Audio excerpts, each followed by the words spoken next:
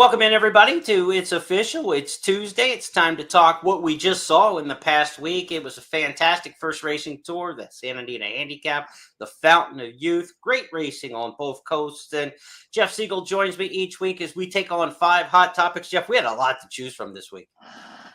It's a good week of racing, especially in the 3-year-old division. I think we saw not one but 2 exceptional 3-year-olds. The cream is going to start rising to the to the top as we get closer to the first Saturday in May. And out here at Santa Anita and certainly at Gulfstream Park, we saw 2 exceptional colts, and I think we can follow them right up the ladder. But good gambling around the country as well. We had the Big Cap out here, which wasn't a great race in terms of quality, but it was a very exciting race. Yeah. Fans enjoyed it, big fields, and Stiletto Boy stepping forward there. So we had good racing, and we're going to continue to have good racing around the country as we get closer to the big first Saturday in May.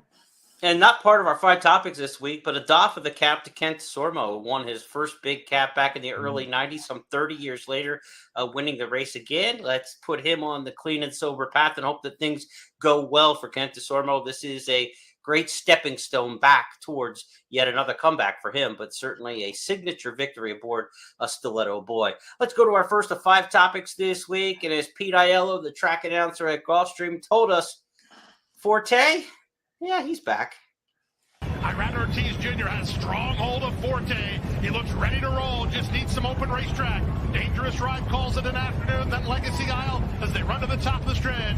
Iran decides to swing out, and Forte is on the go now. Cyclone Mischief fights to hold it. From between horses, it's Rocket Can. Mage is 3 wide, but a big presence 4 wide in the form of Forte. 4 across the course as they straighten for home. Out in the center, Forte tries to overhaul Cyclone Mischief, who's very game, but Forte's very good. As a 3-year-old, he debuts with an easy victory in the Fountain of Youth Stakes. Here's your 2-year-old champion. Here's Forte, geared down. Rocket Can second, Cyclone Mischief third, Mage ran well, he was 4th. Shadow Dragon to complete your high 5 in 143 flat. He's back. He's back indeed. And Jeff, I wanted to call this a Roy Orbison performance. Not that any blind guy could see how good it was, but the fact that anything you want, you got it. I mean, this was the perfect return prep. This is what you wanted to see from a star 2-year-old to 3. He got a little education in the race. He got to come around some decent front runners. This was an A+ return to me. I never realized, and I have never seen him close up and personal, but boy, he looks like a very good-looking colt. He's got that great balance, the good length that you want to see in a classic horse. Nice stride, does it effortlessly, obviously finished with plenty left, and he didn't really have to run hard. You don't want to have to spill your guts first time back. Yes. And he did, he earned a 98 buyer number, which is very solid. It's not brilliantly fast, but he wasn't geared up to do that. He was geared and trained to do exactly what he just did. Now he can build on that for the Florida Derby and certainly will run faster and better if he has to. I'm not so sure he's going to have to because I don't know who is waiting in the wings to want to challenge him. I mean, that was an exceptional performance, and as good as he was, and if you look at his form as a 2-year-old, it's hard to fault. I mean, he won 4 out of 5 and won the Breeders' Cup Juvenile, and his numbers were rising. But I never really, I wouldn't say maybe I didn't really appreciate him as much as I should have, because he blew me away in this race. This was exceptional. Yeah, if you were looking for that wow moment on the trail, we hadn't really had it yet. You know, a couple nice splashy maiden winners, but some of those didn't even turn out to do much in their stakes. This was a proven commodity, a champion, and he came back with the best performance we've seen yet so far on the trail. Now, like, who's going to take him on in the Florida Derby? You know, Mage ran a really nice race as a horse. I thought we'd get to the front, didn't break as well. Still wide the whole way and ran a decent 4th in here. He's probably back in the Florida Derby, and he's a decent horse. Bill Mott might split up his horses. He keeps running those 2 together from the Holy Bull to the Fountain of Youth. Now, maybe he sends one to Keeneland for the Bluegrass. Maybe you get one of the Motts in there. There's not a whole lot to come. Antonio Santo won the Battaglia over the weekend with the turf horse Congruent, who ran pretty well well on dirt last year, but ran terrible in the Breeders' Cup Juvenile. I could see Sano keeping the Battaglia winner home and running the mile and an eighth at Gulfstream now that, you're trying to say, look, let's get on the board at a mile and an eighth and get more points. And Sano likes to run horses in the Florida Derby. So I could see Congruent showing up in there, but there is nothing to keep this horse from being 1-5. Yeah, no, I mean, there'll be horses in the race, but whether or not they're going to be of the quality that would even warm this colt up, that I'm dubious, because this was a mile and 1/16th, and the way Forte switched off, took dirt, never panicked or anything, just kind of sat and waited his turn, responded on an instant when he was asked to go. I mean, he looks like a colt, even though he's by Violence, who you would think would get maybe a sprinter or miler. He's out of a mare by Blame. He gave every indication in this race that a mile and an eighth and a mile and a quarter will be just fine. And so I think Forte is going to be, as you pointed out, 1-5 or the equivalent thereof in the Florida Derby, and use that as his final springboard to Kentucky. A really exciting colt, and one that is just probably destined to be favored on Kentucky Derby Day, unless we see something extraordinary from Arabian Night and a few others that are right below him at this stage. Those smiling, those putting on the Bluegrass stakes at Keeneland, perhaps because a lot of people are going to avoid Forte in Florida, and Forte was considering coming to the Bluegrass in the final prep, but Pletcher decides to keep him home, he says now, to run in the Florida Derby and not go back to Kentucky first. So that means the Bluegrass could be jacked up with a lot stronger and deeper field than had we had Forte in it. So really interesting stuff there, and they've got to come get number one now. I mean, he's number one on everybody's list from this point forward, mine included. So a big win from Forte in the Fountain of Youth, and we both give it authoritative thumbs up. Let's go to our second topic this week on the big board. Beans don't burn in the kitchen, Mr. Siegel. You're moving up here, moving on up with Practical Move, a fantastic winner of the San Felipe. Let's go back and take a look at his signature win Saturday at Santa Anita. They're coming to the quarter pole. It's Hijazi in front.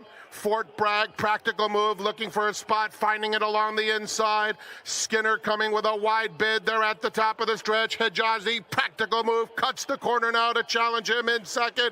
3 back to Fort Bragg and Skinner. Down at the rail, Go Rocket Ride is running on valiantly, but it's Practical Move coming past the 16th pole in command. And Practical Move, another big effort from him under Ramon Vasquez, wins the San Felipe. Go Rocket Ride second. Skinner a closing third. Then Hijazi and Fort Bragg. The running time 1:42.01 seconds.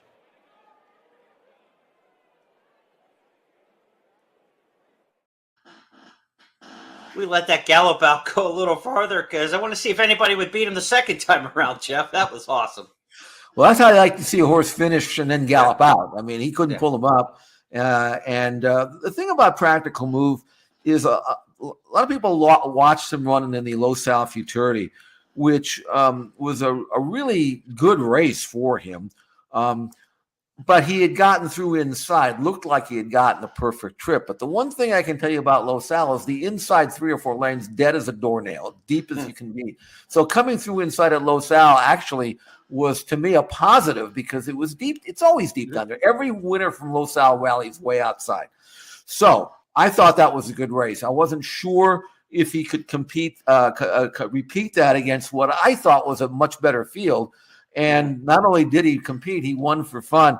And these are some very, very nice horses in this race. In fact, this, in my opinion, I'm not saying he's better than Forte, but he beat better horses than Forte did in this better race. Field, sure. Better field. Go Rocket Ride, who was second. It's a Candy Ride colt who won his first start by 6. He stayed on very nicely in just his second career start, first time around 2 turns. I would imagine he'll come back in the Santa Anita Derby. Right. Good colt for sure. Hijazi just can't run this far. That's all. I mean, he's a good colt. They gave a lot of money for him. He's fast, but he's a one-turn horse. I thought Skinner ran well, Jeremy. I thought he moved maybe a little bit too soon. He ended up a willing third, and he was, he tried to move right into the teeth of the hottest part of the race, and he was trying to circle horses that were still pretty fresh. It was tough to do. He stayed on, so that was good. So, I mean, looking at this race, I thought that Practical Move did what he had to do. He's a good colt. He's going to come back in the Santa Anita Derby. So now the dominoes might fall one way or the other, Jeremy, because I don't think anybody in this race really should run back against him. And I'm talking specifically about Skinner, who is a deep closer, who's kind of pace dependent over a Santa Anita racetrack that absolutely doesn't, the main track does not promote his deep closing style. He's going to come back in the Santa Anita Derby. I would take him out of town because I think he'd have a much better chance of winning a race than trying to, put a square peg through a round hole, Santa Anita, when his style is just not conducive to success. John Sheriffs has already said he's running back in the Santa Anita Derby, so forget about that. But I wouldn't do that. But Practical Move is so good. Now you have to think of, okay, Arabian Night's good. And obviously, he's now in the same barn with Tim Yakteen and Practical Move. So what do you do with him, Jeremy? I mean, you're Tim. You don't really want them to run against each other because they're both going to have to run very hard to do that. You don't want a grueling taxing race before the Derby. So do you send one or the other out? And if so, where do you go? Well, the precedent last year, Taiba and Messier did run against each other in the Santa Anita Derby. I don't know if it did either one of them any good. So perhaps, like you're saying, this to split them up. Arabian Night, you see winning the Southwest in the slop in the photos here. He could go back to Oaklawn for the Arkansas Derby. That would make some sense. I also think the Bluegrass would make sense. He is nominated to the Bluegrass Stakes. Was looking at the past performances for the noms for the Bluegrass this morning. Arabian Night, of course, Breeders' Cup week with that dominant maiden victory over the track at Keeneland. So that might be a race for Arabian Night. You could see him going those ways. And then keeping Practical Move at home. That makes a little sense to me because the other horse has proven he can travel already. Why put the extra stress on a horse who hasn't traveled yet in Practical Move? He's kind of been a home team horse running, north and south there in Southern California. But, I think Practical Move stays home, Santa Anita Derby. You probably hit the road with Arabian Night. You've got your options. Go to Arkansas or go to Keeneland. Those are two good races that Baffert has supported in the past. This is not Baffert training per se, but he's had horses in the Bluegrass that have been successful. He's had horses in the Arkansas Derby that have been successful. We've seen those move out of town. As for Skinner, if you're looking for a longer stretch, probably the Wood, a closer's race, a deep, heavy track in New York would be That's his what best. I do. Keeneland kind of comes up quick in terms of the Bluegrass being kind of a speedy race. I don't know if you want to go to the Bluegrass with Skinner, but closers have won the Bluegrass in recent years too. Free Drop Billy et al. If they're going to go out of town with Skinner, but like I said, precedent, they didn't do that with Giacomo, and Giacomo obviously got the big one in the Derby with not the same running lines, but a similar style, similar foundation to Giacomo as we see with Skinner. So it's worked in the past. And I know these trainers and people say, oh, that's for history and that's for talking. And those are talking points. But they do tend to follow the same routines a lot that have worked, right? I mean, that's part of good coaching, good training, whatever you want to call it. So the Giacomo success plan was, hey, let's just stay the course, keep running seconds, thirds, fourths. And then on Derby Day, he got a fall apart pace and won it. So for Skinner, maybe they just keep with that same recipe. But there are some options in Southern California now. Practical Move seems to be at the head of the class, though, unless Arabian Night takes that Oaklawn wet track form and in a head-to-head matchup would be more brilliant. That's the interesting discussion right now. Who's the top of the West, Arabian Night or Practical Move? Well, I don't know, but I will say this. In talking to Bob Baffert a few weeks back, he didn't want to ship Arabian Night with the two ships. But you don't have to take two ships. You can ship into Keeneland or even Arkansas and then go right to Kentucky. You don't have to come back. Right. So it would just really be one more ship. And it makes no sense for me for these two exceptional colts to run against each other. You mentioned last year with Taiba and Messier, but I don't think anybody – Taiba was just won a maiden, and I don't think anybody really thought Messier was worth worrying too much about. So, but these two colts are. So, and as far as, you mentioned Skinner, that's what I would do with them. But they're not asking me what I would do with them. They're going to do what they want to do, which is to stay home. And, he's going to get enough points for even running second. I don't think they'll worry too much about that. Maybe they figure, okay, maybe we can't win, but we're our eyes on the bigger prize, which is Kentucky. Yeah. And maybe it's better for Colt in the long run just to stay here, not mess around with them, run second if that's what it'll be, and then go to Kentucky and try to win the big one, which is not a bad strategy. But the way Practical Move, a son of Practical Joke, who I always thought was a late running sprinter in his racing days, but he's gotten some horses now that'll run on. Right. And the way Practical Move finished in this race, and he's got that perfect stalking style. Yeah. He's not pace dependent. He doesn't go to the front, but he doesn't drop that far. He sits right behind you. He actually got a very similar trip in this race than Forte got in his race. They both have that tactical speed. They can make their own trip, and they're both really good. The one thing I liked about Practical Move watching the replay farther back than what we showed in the highlight was when he was behind horses, he could have gotten headstrong and really started fighting the jockey, but he didn't. He was very patient and relaxed and came back to the rider. And then when that hole opened on the inside and he got the quote-unquote Sea Hero trip and just kind of, slung shot through on the turn, he had the horse left to take advantage of that because he didn't fight for 3 furlongs in behind runners there. So his patience was rewarded and he finished them off and took the shortest way home. So to me, that wasn't a PT. That wasn't a perfect trip. That was an earned trip, that he took the dirt, he hung in there, he didn't get headstrong. And then when the opportunity presented, he had the gear, and that's what you want to see in a good horse. So Practical Move. And what about Go Rocket Ride? Let's talk about him real quick because this was a really nice effort off of one sprint race, kind of like what we saw with Mage in the Fountain of Youth. I think 2 horses that ran different styles than we thought. We thought both would be gunned to the front and make the front because they were coming out of sprint wins. But both were better going long than maybe they had a right to be after just one sprint race. Where do you go with Go Rocket Ride? Well, they'll probably stay at Santa Anita. They have to think that they were giving away a lot to the winner. They figure, okay, he beat us, but it was just our second start. He'd already won a grade 2. We were coming off a maiden win. This was his first start around 2 turns. And as a son of Candy Ride, he's the kind of horse that, should run on and out of a mare by Uncle Mo. So I don't think they worry too much about distance. And I think Mandela has a right to believe, depending upon how he trains between now and the Santa Anita Derby, that he will step forward. Now, he's going to have to, obviously, but I mean, you have to be optimistic. And another situation where you may want to feel, all right, he's only had one start. Maybe if he doesn't quite win the Santa Anita Derby, we can always pass the Kentucky Derby and point for the Preakness. So, I mean, there are options there, but they have to be optimistic. And I also think that the field probably will be relatively small. This one was, this one had 11 in it, man. There are a lot of horses that got exposed here.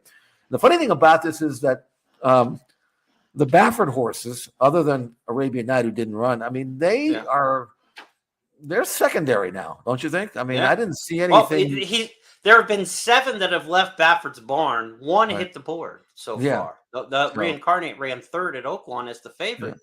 So they're 0 for 7 with only 1 in the money finish. And out of those 7 runners, all 7 of them either were stakes placed or a maiden winner in their most recent start.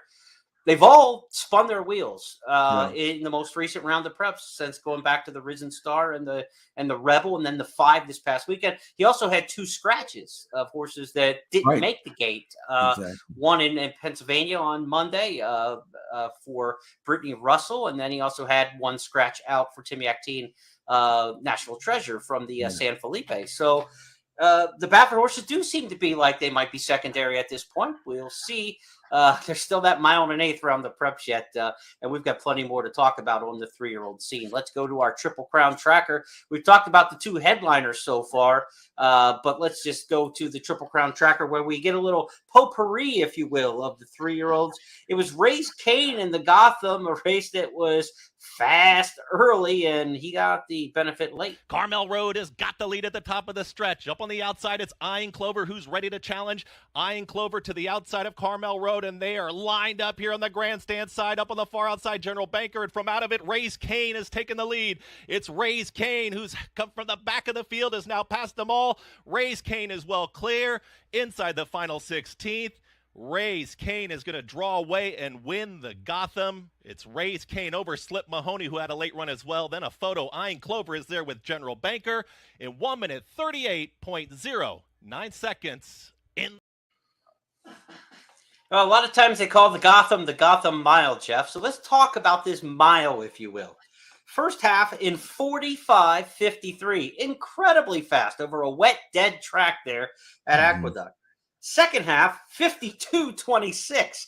That's a difference of almost 7 lengths, 7 seconds, 35 lengths slower the second half of the race than the first half of the race. And on a wet track, this thing just flipped, flopped, and when it was all over, one horse was running, nobody else really was, and it was a runaway win for Race Kane. I don't know what to make of something like that other than to say, show me again. Yeah. Well, first of all, you talked about the race flow, the race shape. When you have such a meltdown like that, it's not unusual to see where the winners and second and third place finishers come from. In this case, 1, 2, 3 finishers came. They were early. They were 11th, 13th, and 12th during the early going. Yeah. So closing ground and winning off by yourself like Race Kane did in this race, given that kind of race shape, not surprising at all. I'll give him credit for winning by 7. The buyer number, though, of 90 is not close to what the other two 3-year-olds who won big races that day earned. So it was an off track. It was a race shape. You go back and look at Race Kane's previous form leading up to this race. He was 23-1 for a reason. And so I can't really take this race at face value because I think it's a kind of a race that was so unusual that you can't trust the form, and I'm not going to trust it. So, Race, can you say, do it again, show me again? Yeah. I'm going to have him show me once, and then maybe again after that, because I don't think we saw the Derby winner in the Gotham this year last weekend. It's just too weird of a race, and we haven't seen the Derby winner in the Gotham in 50 years. Secretariat's the only horse ever to come out of the Gotham and win the Derby. It's one of the most amazing anomalies that you can really think of all the great horses who have run in the Gotham Stakes over the last half century. Only Secretariat's won it. Look, with Race Kane, they say maybe to the Bluegrass with him. Ben Colebrook will have a string there, obviously, at Keeneland, maybe back for the Wood Memorial. I can tell you this, the happiest person with this result, Slip Mahoney rallied to run second for Brad Cox, but I think the reason Brad Cox is happy with this result, they are not going to touch Hit Show in the Wood Memorial. Hit Show is the winner of the Withers, is so much better than those horses from the Gotham, and he's a 2-turn horse, and they get back to a mile and an eighth. Todd Pletcher's best horses look like they're not coming to the Wood Memorial. It look like they'll be in Florida and maybe Kentucky. Right. The Wood Memorial is just to me, it's a punch or ticket race for Hit Show. I think he'll have no trouble, probably, unless there's some star. Chad Brown's got nobody. Blazing Sevens didn't come back and do anything of any significance in the Fountain of Youth. So I don't know who's going to win the Wood Memorial other than Hit Show. I mean, he just looks like the Withers winner should come back in that one and be awfully tough. Another heavy favorite, Jeff, and we hate to just pound on chalk, but we're scouting here. We're not gambling. Coming up this weekend, Tapit Trice is going to be probably 80 cents on the dollar in the Tampa Bay Derby. They draw that race tomorrow. There's nothing really in the field expected. No litigate from Todd Pletcher, who won the Sam F. Davis. Pletcher's going to come with Tapit Trice, the impressive allowance winner. What do you make of his work and how he's coming into the Tampa Bay Derby this Saturday?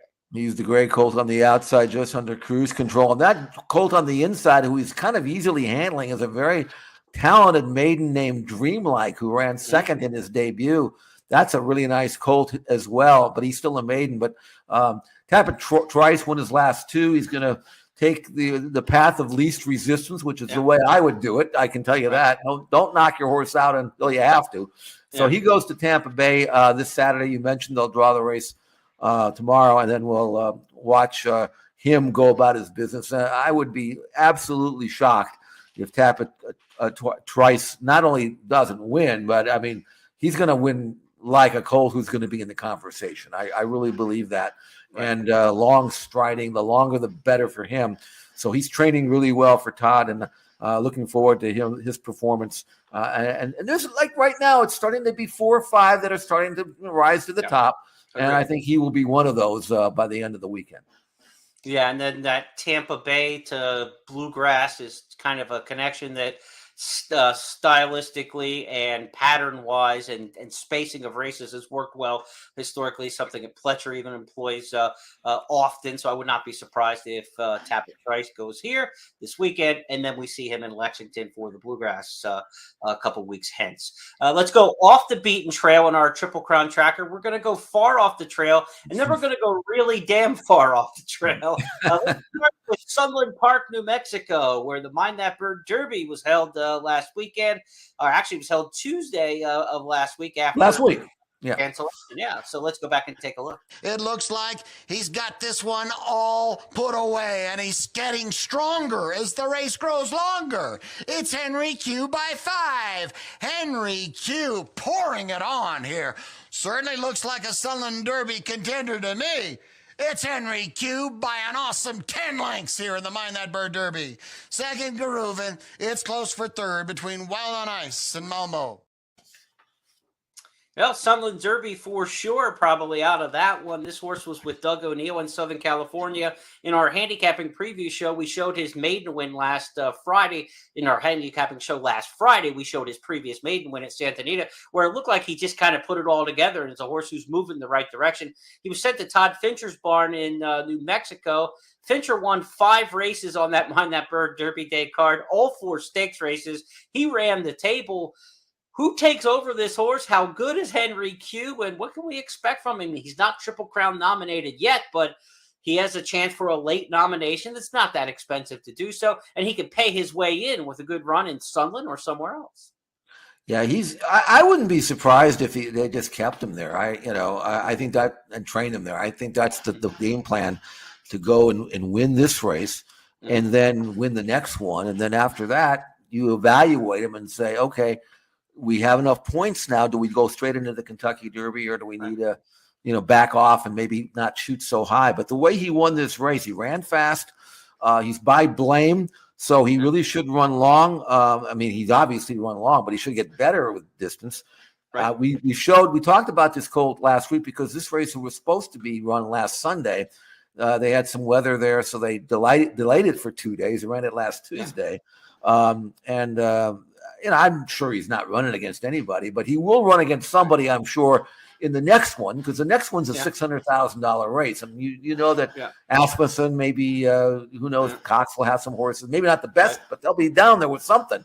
And then we'll get a much better line on Henry Q. And dear to my heart, because owned by a partnership, Del Mar Group, that is headed by my friend Mick Cronin, who's got other things to worry about right now. UCLA but also basketball coach for our non-basketball fans. Exactly. I'll see him in Vegas tomorrow for the tournament, for the Pac-12 tournament. And then, of course, Chip Kelly, the football coach, who's got part of this horse as well. So I like that. I can talk horses with my coaches, too, just as easily as anything else. But this colt is legitimately good. Now, when I say good, is he Forte good? Who knows?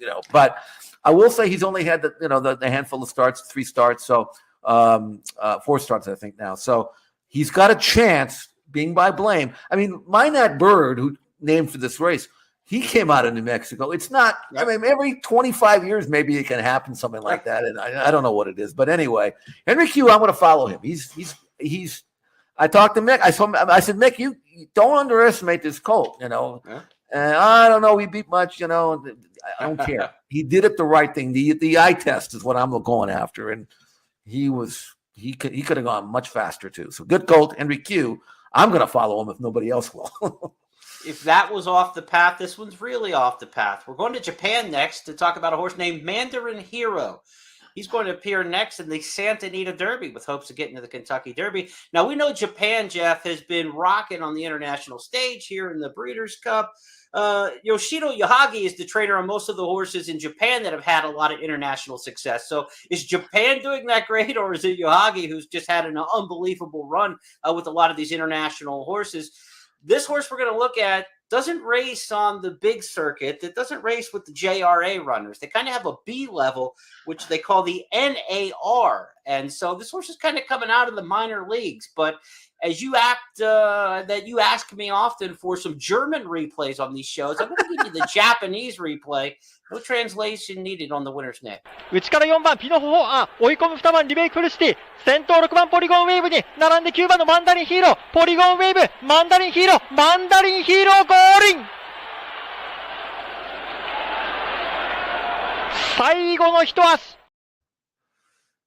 There you have it. Mandarin Hero, if you can figure that out. Mandarin Hero. That's all I got out of the call. But what we see is, like I say, a horse coming from the dirt racing in Japan. It's going to be second tier. It's not in the big JRA circuit of the major racetracks.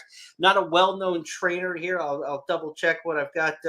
Teranobu Fujita is the trainer who's bringing this one over. So it's going to be an all-new look, but really a different look because the horse is coming for a prep first. So we'll know whether the horse can run or not because the Santa Anita Derby's maybe looking for some contenders. It found one there. I tell you what, it's by Shanghai Bobby, so I know that. I mean, not that that's any great shakes, but he was a champion 2-year-old, stands over there. This is from his first crop.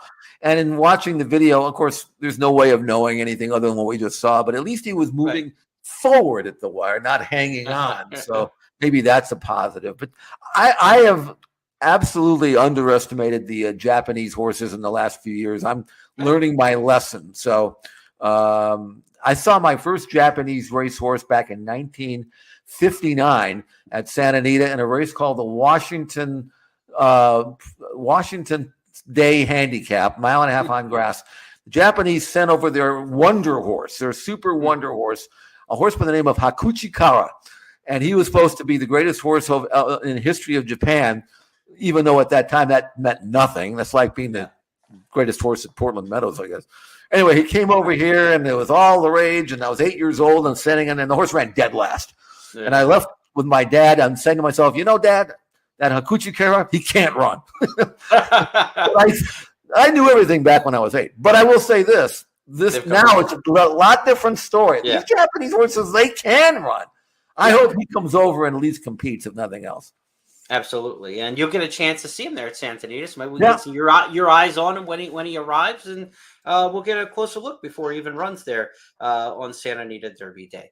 Let's go back to the big board. Our fourth topic this week, we're going to drop the Colts off at the station because we're looking for the first lady of the filly division. The 3-year-old fillies this year have not stood up to tell us just exactly who the favorite for the Oaks should be. Wonder Wheel was beaten earlier. We saw Hoosier Filly beaten. Chop Chop has not been herself. Leave No Trace did not come back as well as we'd expect.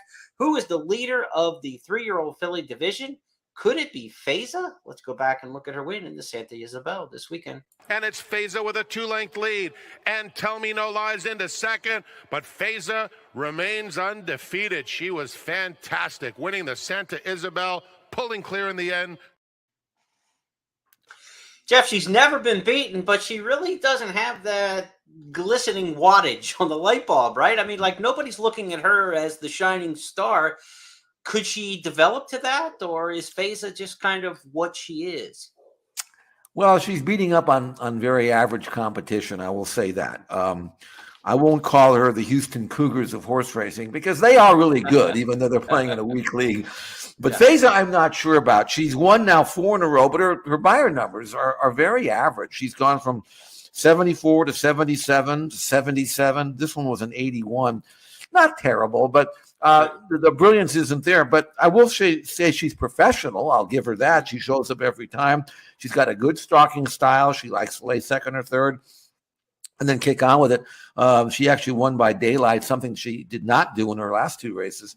But again, looking at this field, I just don't know what to find. Justique was in this race. She's a filly who I absolutely can tell you without a question that she hates Santa Anita. I mean, she doesn't train well here. She doesn't run well here.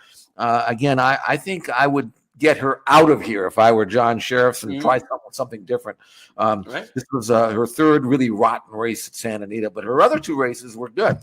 But but if you're not beating the real Justique, you're probably not beating anybody. So I think the next stop will be the same thing. We'll see in the Santa Anita Oaks, the same horses, the same result. Nothing. We'll learn nothing. Right. Then she'll go to Kentucky for the Oaks, and then we'll maybe she'll go. I don't know. But the bottom line is that I don't know what happened to the 3-year-old filly division right now, but right now I haven't seen anything that scores high on the goosebump scale. And this is something I should know, but it just kind of like dawned on me in the last 10 seconds. Mm-hmm. Can Baffert run her in the Kentucky Oaks? Is he banned only from the Kentucky Derby race? Or is the Churchill ban? You got to check during the suspensions, but Faiza didn't switch barns, so can she? There's nothing to the Kentucky Oaks. She wouldn't have points. I get. Can you gather points? Nobody's talking about that. We need to find that out for next week. Yeah, I mean that's somebody on social look media. At the fine print, maybe or something. Yeah.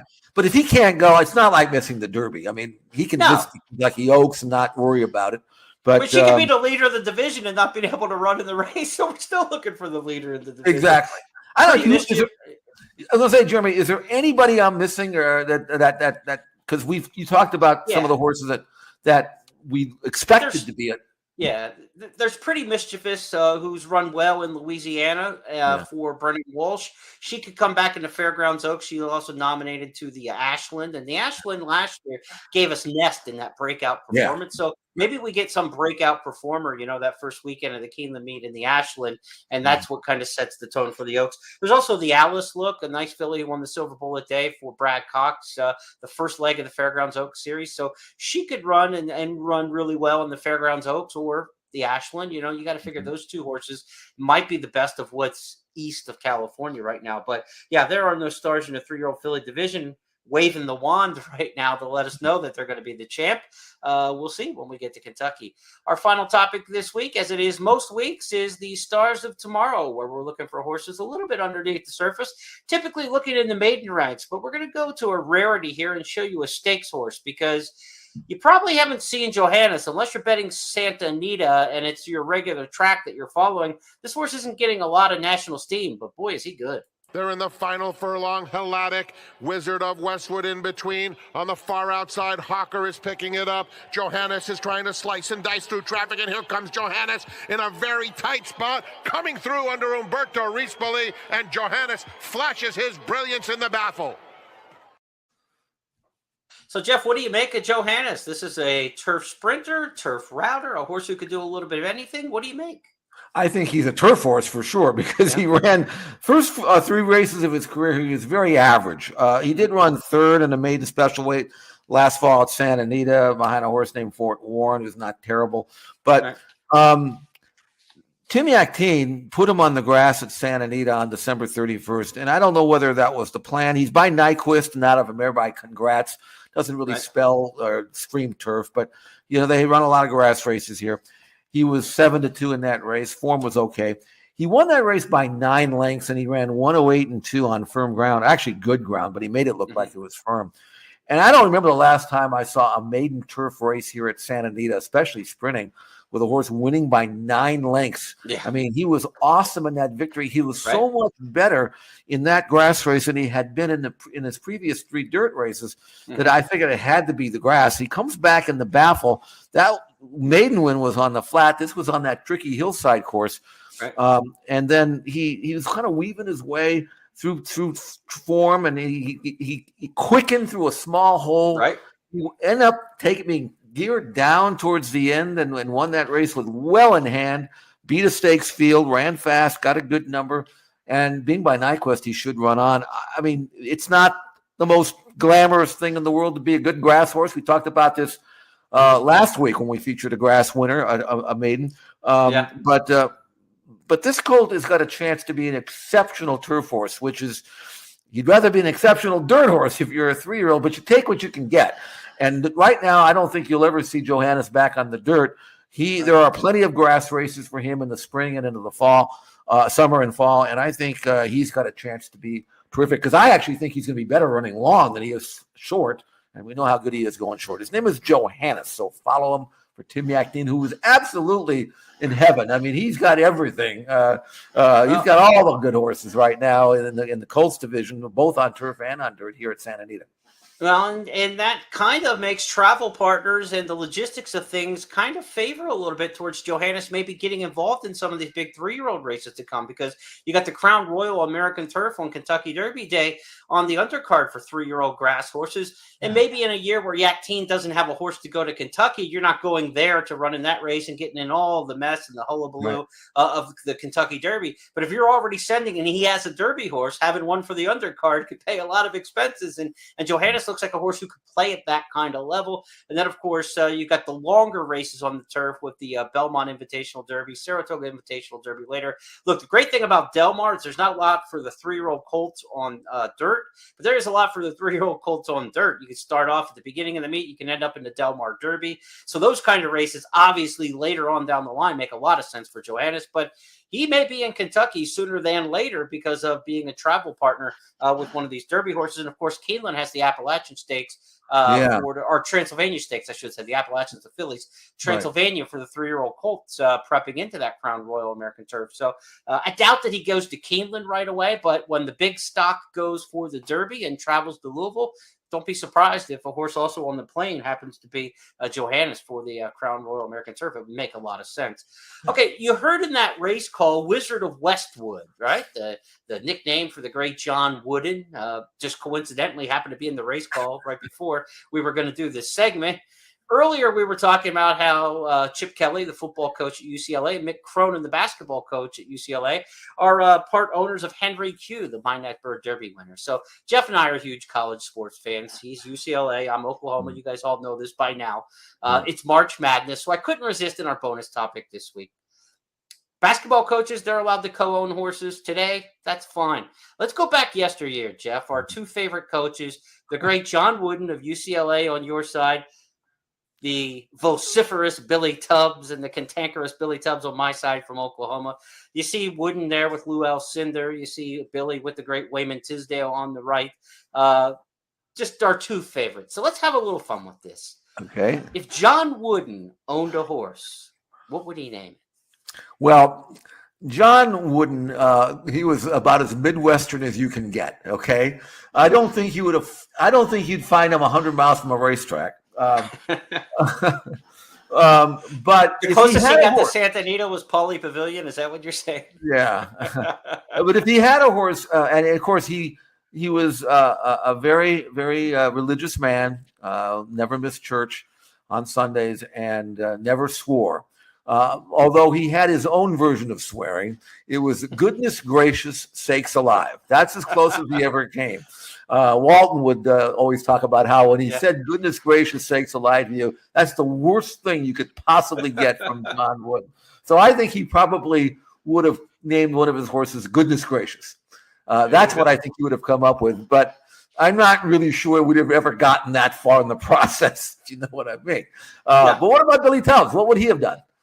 Well, from this photo, as you remember, one of the most famous things, the center bottom there is Billy Tubbs taking the mic. Mike Trips, the sports information director and public address announcer, befuddled looking at him there. The referees had just called a technical foul on the fans at Oklahoma at Lloyd Noble Center for throwing debris on the court after a bad call against Missouri and Norm Stewart. So they asked Billy to take the mic and try to calm the crowd down. And what he said was, I've just been asked by the officials that no matter how terrible the officiating is, please don't throw any trash on the court. So, of course, they teed him up and threw him out of the game and ran him out of there. So for me, it would be Mike Drop Billy. That would be the name of a horse for Billy Tubbs. He had some just wonderful throwdowns with Norm Stewart, the coach at Missouri. Those two, I think in the end, they liked each other, but they really, really got after each other. And Billy would just scream at him, "Sit down, Norm." And then the whole stadium, and then the whole crowd would just start chanting, "Sit down, Norm," for like the next 10 minutes. So it would either be "Sit down, Norm" or "Mike Drop Billy." That would be the two. You say Wooden never sweared in a sentence. I don't think Billy ever said a sentence that didn't have a swear word in it. So they were polar opposites, but very interesting. I had the pleasure of covering him his last 4 years of his coaching career in Oklahoma. Of course, we lost Billy Tubbs a year or so ago to leukemia, but just a great guy all around and a lot of fun to think back to some of our favorite basketball coaches. whether or not they would get in. Let's enjoy Mick Cronin and Chip Kelly and Henry Q and see what they can do on the trail this year. If this horse can get beyond the Mind That Bird Derby to the next step and maybe to the big step, we'll find out. It's been a lot of fun to do the show this week and take a little basketball look back. A lot of hoops coming up this week. I know Jeff is on the road to Las Vegas, but he's going to check in from his hotel in Vegas on Friday for our handicapping show. So in between bouncing balls and dunks and alley-oops, Jeff's going to give us handicapping help on Friday on our First Call podcast. So safe travels to you, Mr. Siegel, and we'll check back in with you later in the week. Sounds great. Looking forward to Friday. Looking forward to the weekend racing and talking more racing with you, Jeremy, on our usual Friday morning show, First Call, and we'll look at some of the key races over the weekend. On behalf of everybody with First Technologies, Jeff Siegel, I'm Jeremy Plonk. Good luck at the races. We'll see you on Friday.